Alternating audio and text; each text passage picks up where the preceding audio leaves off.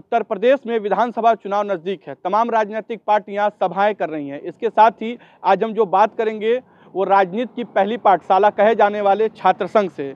इस समय हम महात्मा गांधी काशी विद्यापीठ के छात्र संघ भवन से हैं और हमारे साथ छात्र नेता और छात्र पदाधिकारी हैं। आज हम इनसे बात करेंगे कि ये कैसी सरकार चाहते हैं, क्योंकि यही वो लोग हैं जो हमारे देश का नेतृत्व करेंगे, हमारे प्रदेश का नेतृत्व करेंगे। आने वाले दिनों में से यहीं के लोग जो है पार्लियामेंट में बैठेंगे। तो ये जानना जरूरी होगा कि जो देश का भविष्य है वो भी राजनीति का जो पहली पाठशाला का है वो क्या कहता है। जी हम बात करें तो वर्तमान सरकार कैसी और आप कैसी सरकार चाहते हैं? वर्तमान सरकार इस समय निरंकुश सरकार है, तानाशाही सरकार है, छात्र विरोधी सरकार है, दलित विरोधी सरकार है और ये सरकार सिर्फ और सिर्फ हिटलर शाही कर रही है, तानाशाह कर रही है। आप बात करते हैं रोजगार के, छात्रों को सबसे बड़ा मुद्दा क्या होता है? रोजगार और पढ़ाई दोनों दोस्त है। रोजगार देख सकते हैं आप, जब से कोरोना बीता है लगभग 30% लोगों का रोजगार, जो रोजगार में थे उनका रोजगार छीन लिया गया है। नौकरियां कम कर रहे हैं, लगातार पूरे देश में निजीकरण हो रहा है। देख रहे हैं यहाँ तक कि अब ये रेलवे को भी बेचने के चक्कर में, एयर इंडिया को बेचने के चक्कर में, रेल वेल सेल सब बेचने के चक्कर में। अगर लगातार निजीकरण होगा तो आप सोचिए कि जो यहाँ से पढ़ के MSW IRPM BA BCom M.Com करके निकलेगा वो कहाँ नौकरी करेगा। अगर निजी हाथों में नौकरी करेंगे, हम जाके निजी कंपनी में नौकरी करेंगे, वो नौकरी हमारे फ्यूचर के लिए सिक्योर नहीं होती है।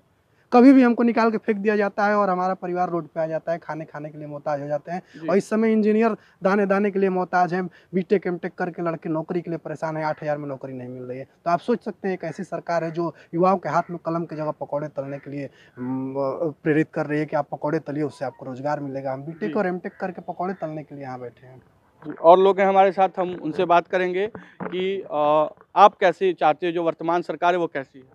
देखिए, एक छात्र जीवन से हम लोग निकले हुए व्यक्ति हैं और छात्र राजनीति करते हैं। तो एक छात्र नेता पहले यही चाहता है कि छात्रों के मुद्दों को सरकार सुने। वर्तमान की सरकार जो है तमाम वादे छात्रों से और युवाओं से करके सन 2017 में सरकार बनाई, उत्तर प्रदेश सरकार योगी जी ने बनाया और बोला कि मैं हर साल रोजगार दूंगा। अभी बड़े बड़े पोस्टर भी उनके लग चुके हैं, हर साल अभी तक 4.5 लाख नौकरी का पोस्टर बैनर लगा चुके हैं हर जगह। पर ऐसा कुछ नहीं है, ना लोगों की छात्रवृत्ति आती है, ना रोजगार दिया गया है।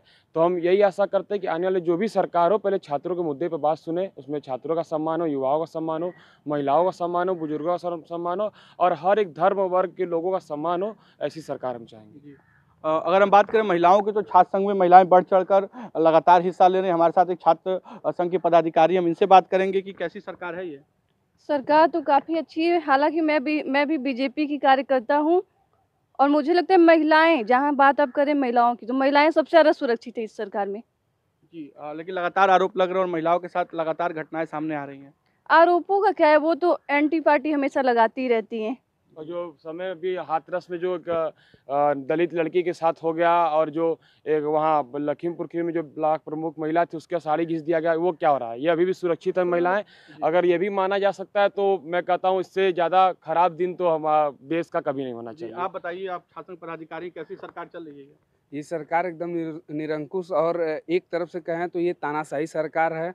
अभी जो हमारे साथ जो छात्र नेता हैं वो बता रही हैं महिलाएं सुरक्षित, लेकिन हमारे हिसाब से इसमें महिलाएं एकदम बिल्कुल सुरक्षित नहीं हैं। ये एक तरफ से तानाशाही पे उतर चुके हैं। अगर हम अपने अधिकार के लिए लड़ाई लड़ते हैं तो ये हमारे अधिकार को दबाया जाता है।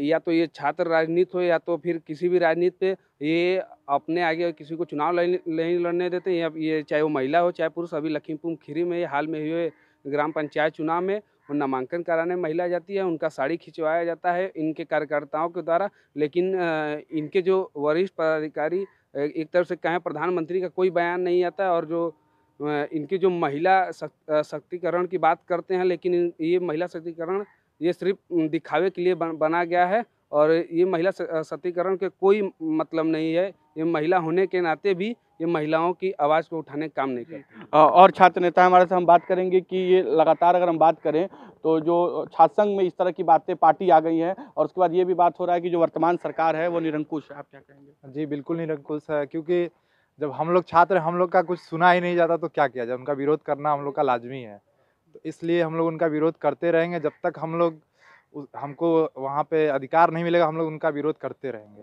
जी आइए हम फिर से हम बात करते हैं कि आप क्या कह रहे थे अभी। अगर महिला सुरक्षा की बात करते हैं हम, तो सबसे ज़्यादा पिछले सरकारों के आंकड़ों को आप मिला लीजिए और इस समय आंकड़ों को मिला लीजिए, सबसे ज़्यादा महिलाओं के साथ छेड़खानी, बलात्कार और ऐसी घटनाएं हो रही हैं, इस समय हो रही हैं और भाजपा की सरकार में ये बढ़ गई हैं। आप आंकड़ों को उठा के देख लीजिएगा, लगातार इस समय ब्लॉक प्रमुख की समाजवादी की पार्टी की भी सरकार थी, इससे पहले ब्लॉक प्रमुख चुनाव हुए थे। क्या आप बता सकते हैं कि कहीं ऐसा घटना हुआ था कि महिलाओं से पर्चा छीन लिया गया, उनकी साड़ी फाड़ दी गई हो और उनको पर्चा भरने से रोका गया हो? ऐसा जी नहीं, ऐसी बात नहीं है। इस सरकार में बहुत कंट्रोल है, चाहे गुंडागर्दी हो, चाहे महिलाओं को लेके हो, ताकि हर चीज़, जैसे कि पहले हिंदू किसी भी चौराहे पे जय श्री राम महादेव नहीं बोल सकते थे, लेकिन आज हम खुलेआम बोल सकते हैं। जी, सन 2014 के पहले एक आम हिंदू और एक आम मुसलमान सभी धर्मों का वर्ग आराम से जीता था और खाता था, ऐसा कुछ नहीं बात था। हम भी सन 2014 की पैदाइश है, हम आराम से मंदिर दर्शन करने जाया करते थे, कोई मुस्लिम भाई हमें परेशान नहीं करते थे। और ये जो सरकार है, एक धर्म की, एक जाति की, मतलब लोगों को आपस में लड़ा कर और तोड़ मरोड़ कर सरकार बनाने की बात करती है। आज इन्हीं के हिंदू धर्म के लोग इनसे खुद ही नाराज हैं और वो लोग विरोध भी कर रहे हैं। कुछ चुनाव में क्या करें, हिंदूवादी सरकार है क्या ये हिंदूवादी, देखिए यहाँ पर हिंदूवादी हो या मुसलमान, दोनों को एक समानता लेकर चलनी चाहिए, क्योंकि ये हमारा एक हिंदुस्तान है। यहाँ पर सब एक समान भाई हैं, यहाँ पर कोई ना हिंदू ना मुस्लिम, ये करना ही नहीं चाहिए। अब बात रही कि विरोध का, तो विरोध ही एक आवाज़ है, क्योंकि विरोध होगा ही नहीं तो कैसे पता चलेगा कि कौन सा सही है काम, कौन सा गलत काम है। तो विरोध करना जरूरी होता है। ये विरोध करना जरूरी होता है। और आप लोग, अगर हम बात करें तो युवा और जो आने वाली सरकार है, तो कैसी सरकार आप चाहते हैं? हम चाहते हैं कि जो आने वाली सरकार हो छात्रों के लिए सुने। जैसे 2012 में आदरणीय अखिलेश यादव जी की सरकार बनी थी, उससे पहले गांव में और छोटे छोटे कस्बों में कोई लैपटॉप देखा नहीं था स्टूडेंट, और उनको लैपटॉप दिया हाथों में और टाइप दी। बीजेपी भी लैपटॉप देने जा रही है, सुना जा रहा है। अभी जा रहे हैं, क्या कर रहे हैं, चुनाव आ गया, आचार संहिता लग जाएगा, उससे पहले कुछ नहीं होगा। क्या लैपटॉप दे रहे हैं क्या आप हाँ, लोग? बीजेपी और लैपटॉप और मोबाइल दोनों ही दे रहे हैं। अब कितना अच्छा रहेगा? आप तो अभी तो 5 साल तक सरकार अब इनको आने खत्म होगी तो बड़े बड़े वादे कर रहे हैं। किसी का बिजली का बिल माफ करवा रहे हैं और किसी का लैपटॉप बांट रहे हैं, किसी का भी अभी पेट्रोल के दाम पर नहीं, लगातार पेट्रोल के दाम रोज 1-1 रुपये करके बढ़ाए जा रहे हैं। और इसको क्या करेंगे, 150 तक पहुंचा के अचानक से 10 रुपये बढ़ाएंगे, जिससे जनता खुश हो जाए। तो जी, अगर बात किया जाए तो एक बार फिर छात्रों को देखा जा रहा है, चुनाव आ रहा है, तो एक युवा के नाते आप प्रतिनिधित्व करते हैं छात्रों, तो कितनी दिक्कत छात्रों को किस तरह की हो रही है? छात्रों को इस समय जो होती है, सबसे अगर दिक्कत किसी को सामना करना पड़ा है इस सरकार में, तो छात्रों को करना पड़ रहा है। ये जो छात्रों के, ये जो कोई भी है शिक्षा से लेकर इस समय अगर छात्रों को सबसे कोई ज़रूरी चीज़ होती है तो वो होती है छात्रवृत्ति। मैं पिछले आपको बता देना चाहता हूँ कि मैं भी छात्र हूँ और मेरी छात्रवृत्ति पिछले 3 सालों से नहीं आ रही है। और रही मतलब आप पदाधिकारी हैं, आपकी भी नहीं सुनी जा रही है सरकार में? अब अगर अभी इस समय आपको बता देना चाहता हूँ कि अभी क्या हो रहा है कि अभी इस समय छात्रवृत्ति की अभी पूरे भारत में कहीं भी, पूरे यूपी में भी कहीं भी एडमिशन अभी प्रक्रिया चली रही है और यहाँ पे छात्रवृत्ति की लास्ट डेट की घोषणा कर दी जाती है। ये छात्र संघ की कोरोना में छात्रवृत्ति खत्म हो गई। कोरोना जा रहा है, बताया जाता है कि कोरोना है, कोरोना में पूरा पैसा लग गया, इसलिए छात्रवृत्ति नहीं आ पाई लड़कों की, अगली बार से आए। लेकिन अभी 2 साल से मेरा खुद नहीं आया है, पहले साल आया लेकिन 2 साल से आया ही नहीं है। अब यहाँ पर ख़त्म हो गया, तीसरा साल ख़त्म हो गया। तो हम बता दें कि उत्तर प्रदेश चुनाव में वैश्विक महामारी भी एक बड़ा मुद्दा बनेगा। उसके साथ ही हम इन छात्र संघ की जो पौध है, जो राजनीति की पहली पौध कही जाती है, इनसे हम ये जानेंगे कि ये सब मुख्यमंत्री को कितना नंबर देना चाहेंगे, कितना नंबर देंगे? अगर बात करें 10 में से, तो मुझे लगता है कि 2 नंबर देना चाहिए, उससे ज़्यादा कितना देंगे मुख्यमंत्री? अगर बात करते हैं 100 तो 100 से भी ज़्यादा देना 10 में चाहिए। कितना देंगे? 10 में पूरा 10। आप? 5। देखिए, अगर बात करें 10 नंबर की, तो मुख्यमंत्री या कोई भी कार्य ऐसा नहीं रहा है जो 10 में 10 दिया जाए। हाँ, अगर ऐसे बात करें तो 1 नंबर बहुत है उनके लिए, उससे ज़्यादा नहीं देना चाहिए उनको। कितना दे रहा है? मुझे अगर उनके कामों को लेकर और उनके विचारों को लेकर देखा जाए तो उनकी अभी आपसे भी अगर लास्ट उनका अगर 15 ट्वीट देखा जाए तो 15 जो ट्वीट है लास्ट की, उसमें कहीं ना कहीं उसमें 15 में से 9 ट्वीट होता है वो हिंदू और मुसलमान पे होता है। तो मैं इस धर्मवादी और बेरोजगारी और महंगाई के नाते मैं उनको 1 भी नंबर नहीं दूंगा। जी, आप? मैं भी उनको 1 नंबर नहीं देना चाहता हूँ, क्योंकि वो केवल नाम बदल रहे हैं, काम तो कुछ कर ही नहीं रहे हैं। केवल जहाँ देखो तहाँ नाम बदल रहे हैं। जितने पैसे में नाम बदल रहे हैं, उतने पैसे में जनता के लिए कुछ करते तो उनका भला होता। तो जाहिर सी बात, इनका ये कहना है कि नाम बदलने वाली ये सरकार है।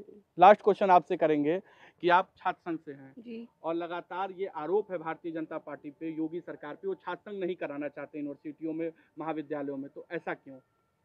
अब ये थोड़ा सा छात्र संघ में जो दंगे वंगे होते हैं इसको लेके अक्सर ही लड़ाई झगड़े होते रहते हैं। कोई डरते हैं क्या कि नए नेता नहीं, एक्चुअली एक और रीजन है, छात्र संघ में ज्यादातर युवा सपा से रहते हैं, कांग्रेस से रहते हैं, ये भी रीजन हो सकता है। नहीं, बीजेपी नहीं डरती। सोचिए क्यों ये खुद कह रहे हैं कि ज्यादातर युवा लाइक कर रहे हैं समाजवादी पार्टी और कांग्रेस को, तो सोचिए क्या आपका मोटिव है कि क्यों कई नहीं सालों से अखिल भारतीय विद्यार्थी परिषद की सीट नहीं निकली है बनारस में, उत्तर प्रदेश जैसे विश्वविद्यालय में। इन्होंने पहले इलाहाबाद विश्वविद्यालय का छात्र संघ बंद कराया, अब उनका काशी विद्यापीठ पे भी निगाह गड़ा हुआ, पर ऐसा हम नहीं होने देंगे।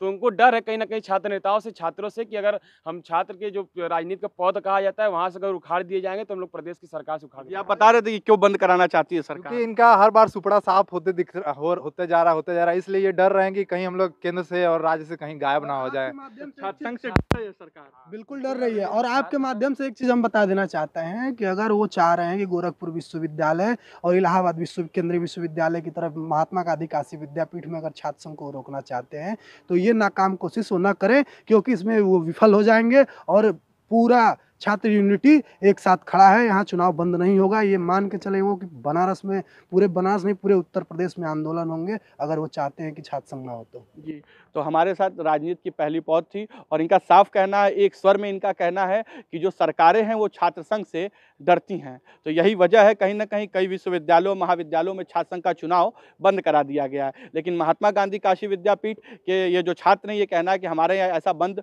नहीं होगा। और हम बता दें कि चंद्रशेखर आज़ाद इसी विश्वविद्यालय के छात्र हैं और आंदोलन के लिए विश्वविद्यालय भी जाना जाता है। तो आज हमने बात की छात्र नेताओं से, उनका एक स्वर में कहना है सरकार से नाराजगी भी है और कुछ लोग हैं जो सरकार के कार्यों की सराहना भी कर रहे हैं। वाराणसी से आशुतोष उपाध्याय, ETV भारत।